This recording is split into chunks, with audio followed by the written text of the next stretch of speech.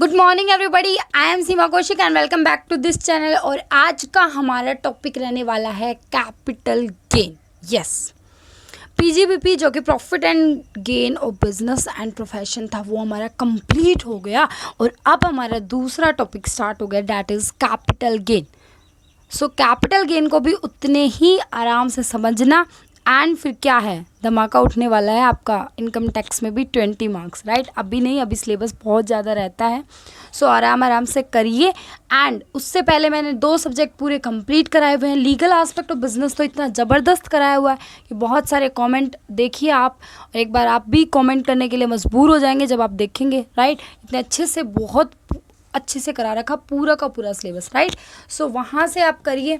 And एक और subject business finance का भी कराया हुआ है तो वो भी करिए, राइट। अभी स्टार्ट करते हैं अपना कैपिटल गेन। चलो देखो, जिस तरह से हर हेड का अपना एक चार्जिंग सेक्शन होता है उसी तरीके से कैपिटल गेन का भी अपना एक चार्जिंग सेक्शन है, और वो है आपका सेक्शन 45 से लेकर 54 तक।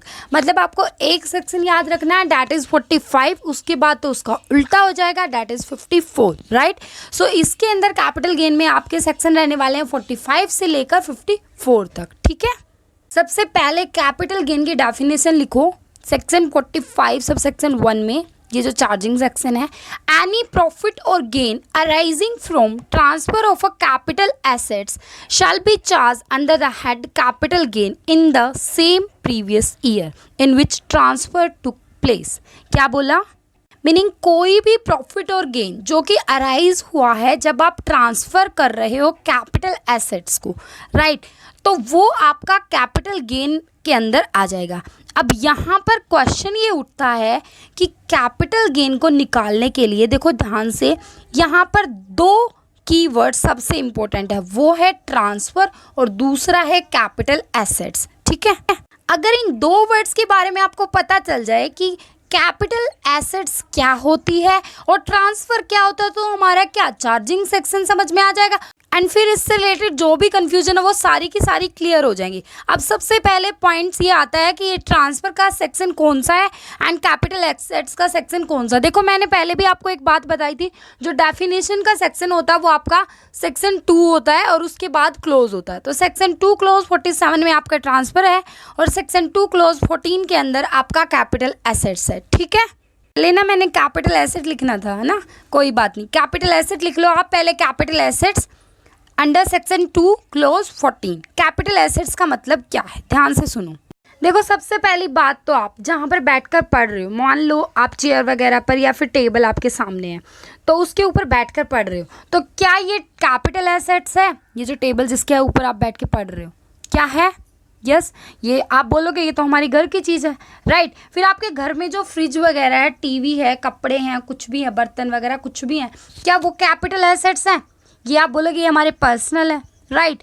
फिर अगर मैं बात कहूँ कि अगर आपने फ्रिज बेच दिया, एक फ्रिज मेरे बिजनेस में था, मैंने वो बेच दिया, तो जो बेचने के बाद जो भी कुछ आया तो क्या उसमें क्या फ़र्क पड़ता है कि वो बिजनेस का था फ्रिज या वो आपके घर का था, राइट। तो यहाँ पर एक बात अपने दिमाग में क्लियर कर लो कि कैपिटल एसेट्स का मतलब होता है कैपिटल एसेट्स। उसका मतलब ये नहीं होता कि वो आपके घर की है या बिजनेस की है। इसका मतलब तो ये हुआ, अगर ऐसा हुआ तो आप कहोगे जो सैलरी पा रहा है, जो बिजनेस जो पर्सन है, जो जिसको सैलरी मिल रही है, उसने बिजनेस तो खोल नहीं रखा। इसका मतलब उसके घर में जितनी भी एसेट्स होंगी कैपिटल एसेट्स, वो कैपिटल एसेट्स मानी ही नहीं जाएंगी, क्योंकि कैपिटल एसेट्स तो वो मानी जाएंगी जो आपके बिजनेस में। ऐसा तो नहीं हो सकता ना। इसीलिए कैपिटल एसेट चाहे आपके बिजनेस की है, चाहे आपके घर की है, चाहे किसी भी चीज़ की है, वो आपकी कैपिटल एसेट्स मानी जाएगी। इसलिए डेफिनेशन में भी साफ साफ लिखा हुआ है, आप डेफिनेशन नोट डाउन कर लो। मैं बताती हूँ कि capital assets means property held of any kind whether connected with the business of the SSC और नोट। चाहे वो बिजनेस से कनेक्ट है एसएससी के या नहीं है, कैपिटल एसेट्स का मतलब कैपिटल एसेट्स होता है। समझ में आई बात? लेकिन ऐसी भी बात नहीं है कि सारी ही होंगी, कुछ ऐसी भी चीज़ें हैं जिनको छोड़कर बाकी सारी चीज़ें कैपिटल एसेट्स मानी जाती हैं। पता है क्यों छोड़ने के लिए बात करी मैंने? अगर मैं ये बताने लग जाऊं कि सारी ये कैपिटल एसेट्स है, ये कैपिटल एसेट है, ये कैपिटल, तो आपकी पूरी नोटबुक ही फिल हो जाएगी, फिर कुछ रहेगा ही नहीं। इसीलिए ध्यान से सुनो मेरी बात, मैं वो बातें बताऊंगी आपको जो कैपिटल एसेट्स नहीं है, उनको छोड़कर बाकी चाहे कुछ भी है वो आपकी क्या है, कैपिटल एसेट्स है। लेना ये दो है तो इंपॉर्टेंट है जो कैपिटल एसेट्स है, वो क्या है, property of any kind, meaning किसी भी टाइप की प्रॉपर्टी, उनको छोड़ के जो 5 चीज़ें मैं बताने वाली उन चीज़ों को छोड़कर बाकी चाहे किसी भी टाइप की प्रॉपर्टी वो आपकी क्या मानी जाएगी, कैपिटल एसेट्स मानी जाएगी। और दूसरी बात है फॉरेन इंस्टीट्यूशन इन्वेस्टर, इसका मतलब FII, अगर कोई FII है और उसने सिक्योरिटीज़ हेल्ड कर रखी हैं तो वो कैपिटल एसेट्स हैं। समझ में आई बात? अब ये एक्सेप्शंस का मतलब क्या है कि ये जो मैंने बात करी थी अभी प्रॉपर्टी ऑफ एनी काइंड, उसके अंदर ये 5 चीज़ें इंक्लूड नहीं होंगी। मतलब ये जो 5 चीज़ें हैं जो अभी मैं बताऊंगी ये आपके कैपिटल एसेट्स नहीं है और इनसे कोई प्रॉफिट होगा तो वो कैपिटल गेन में नहीं आएगा। बाकी और रिमेनिंग जितनी भी है वो सारी की सारी आपकी क्या मानी जाएंगी, कैपिटल एसेट्स मानी जाएंगी। अब एक एक करके डिस्कस करते हैं। एक बार मैं जस्ट आपको बता देती हूँ कि पहले नंबर पर आता है आपका stock and trade, second number पर आता है agricultural land, personal effect, special bearer bond and national defence gold bonds और गोल्ड बॉन्ड्स। ठीक है, इसके बारे में एक एक करके डिस्कस करेंगे कि स्टॉक एंड ट्रेड क्या होता है। राइट, ध्यान से देखो स्टॉक एंड ट्रेड का मतलब क्या होता है कि आपका ट्रेड के अंदर मीनिंग बाइंग एंड सेलिंग करते वक्त स्टॉक है। कहने का मतलब है कि अगर आपका स्टॉक है तो वो PGBP में अराइज होता है। हमने वो देख लिया था profit and gain of business and profession करते वक्त कि क्या हम स्टॉक को परचेज करते हैं या सेल करते हैं, तो जो भी उनका डिफरेंस होता है वो आपका गेन माना जाता है और वो जो गेन आता है वो आपका profit and gain of business and profession के अंदर कैलकुलेट हो जाता है। तो जब वहाँ पर उसके ऊपर टैक्स लग चुका है तो यहाँ पर कैपिटल गेन में अलग से लगाने की कोई भी ज़रूरत नहीं है। बिल्कुल समझ में आ गया? हो सकता है वो रॉ मटेरियल का स्टॉक हो सकता है, फिनिश गुड्स का, वर्क इन प्रोग्रेस का हो, किसी भी टाइप का हो। अगर आपका स्टॉक एंड ट्रेड है तो वो आपका PGBP के अंदर टैक्सेबल होगा, कैपिटल गेन में उसकी कोई भी जगह नहीं है। समझ में आई बात? जैसे ही मैंने पहले बताया था कि अगर कोई फॉरेन इंस्टीट्यूशन इन्वेस्टर्स है, ठीक है, फॉरेन का है इन्वेस्ट करने वाला और उसने अपने पास सिक्योरिटीज़ हेल्ड करके रख रखी है। समझ रहे हो मेरी बात? फॉरेन इंस्टीट्यूशन इन्वेस्टर मतलब फॉरेन का इंस्टीट्यूशन है इन्वेस्ट करने वाला, तो इन्वेस्ट करेगा तो वो सिक्योरिटी उसके हाथ में आएंगी। अब उसने सिक्योरिटी अपने पास रख रखी ना तो वो कैपिटल एसेट्स मानी जाएगी। वो आप ये नहीं मान सकते, इवन वो बेशक वो स्टॉक इन ट्रेड हो फिर भी वो क्या माना जाएगा, कैपिटल एसेट्स माना जाएगा और वो कैपिटल गेन में टैक्सेबल होगा। PGBP में उसका कोई भी स्थान नहीं है। बिल्कुल क्लियर हो गया? एक नंबर का बिल्कुल समझ में आ गया ना? चलो नेक्स्ट करते हैं। नेक्स्ट है आपका एग्रीकल्चरल लैंड, और एग्रीकल्चरल लैंड के बारे में आपने बहुत अच्छे से पढ़ रखा है एग्रीकल्चर वाले चैप्टर में। अगर नहीं पढ़ा तो जाके वो वीडियो देख के वहाँ से पढ़ो, ठीक है? क्योंकि आपको पता है एग्रीकल्चरल इनकम या फिर लैंड कुछ भी हो जाए, वहाँ से जो इनकम अराइज होती है उसके ऊपर टैक्स नहीं लगता। एग्रीकल्चरल इनकम पर एग्जाम्प्टेड फ्रॉम टैक्स होता है। राइट, वहाँ पर हमने बहुत अच्छे से डिस्कस कर रखा है। ना उस पर कैपिटल गेन अराइज हो, ना ही उस पर profit and gain of business and profession का कोई प्रॉफिट अराइज होता है।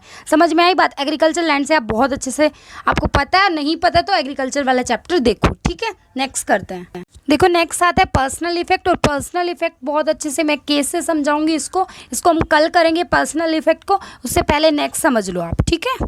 के बाद जो ये स्पेशल बियरर बॉन्ड और नेशनल डिफेंस गोल्ड बॉन्ड या गोल्ड बॉन्ड्स है ना, ये भी थोड़ा सा हल्का सा समझ लो, ज़्यादा इंपॉर्टेंट नहीं है।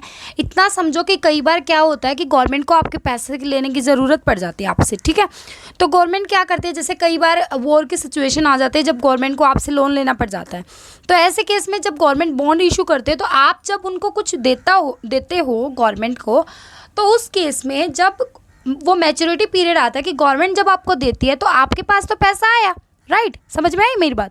जब आपके पास वो पैसा आया तो उस टाइम पर अगर गवर्नमेंट आपके ऊपर टैक्स लगाएगी तो ये सरासरी आपके ऊपर अन्याय है। एक तो आपने हेल्प करी गवर्नमेंट की, जब गवर्नमेंट का बुरा समय था उस टाइम पर एक तो आपने उसकी हेल्प करी और ऊपर से आपके ऊपर टैक्स लगा रही है वो, तो ये तो गलत बात है। इसीलिए गवर्नमेंट कहती है कि जो गवर्नमेंट के जो नेशनल डिफेंस गोल्ड फंड है, सॉरी गोल्ड बॉन्ड है या फिर स्पेशल बियरर बॉन्ड है, तो ऐसे केस में अगर आप वहाँ से इनकम जनरेट कर रहे हो तो वो आपकी टैक्सेबल नहीं है। तो एक जो टॉपिक है वो आपका पर्सनल इफेक्ट, इसमें केस है और वो केस मैं अच्छे से एक्सप्लेन करूँगी कल वाले लेक्चर में। बहुत ही अच्छे तरीके से हम कल अच्छे से करेंगे इसको, ठीक है? अगर हो सकेगा तो मैं बोर्ड पे करा दूँगी, अगर मुझे टाइम मिला तो, अगर टाइम नहीं मिला तो फिर मैं ऐसे ही कराऊँगी। राइट, और फिर वही बात मैं क्या बता रही थी, यस अगर आपको अच्छी लगे वीडियो तो लाइक करो, शेयर करो, जल्दी से सब्सक्राइब करवाओ, बढ़वाओ। 1000 सब्सक्राइबर जैसे ही कंप्लीट हो जाएंगे फिर हम एक और सब्जेक्ट साइड बाय साइड चलाएंगे और आपका यूजीसी नेट का सिलेबस फिनिश कर देंगे, ठीक है। अगर एक एक वीडियो में तो ऐसे नहीं होगा, आप फटाफट फिर लाइव स्ट्रीमिंग करके फटाफट करवाएंगे सिलेबस को। आप फटाफट आगे शेयर कर दीजिए and thank you so much. Bye bye, take care और बहुत ही अच्छे तरीके से पढ़ना है आपको। ओके चलो बाय बाय।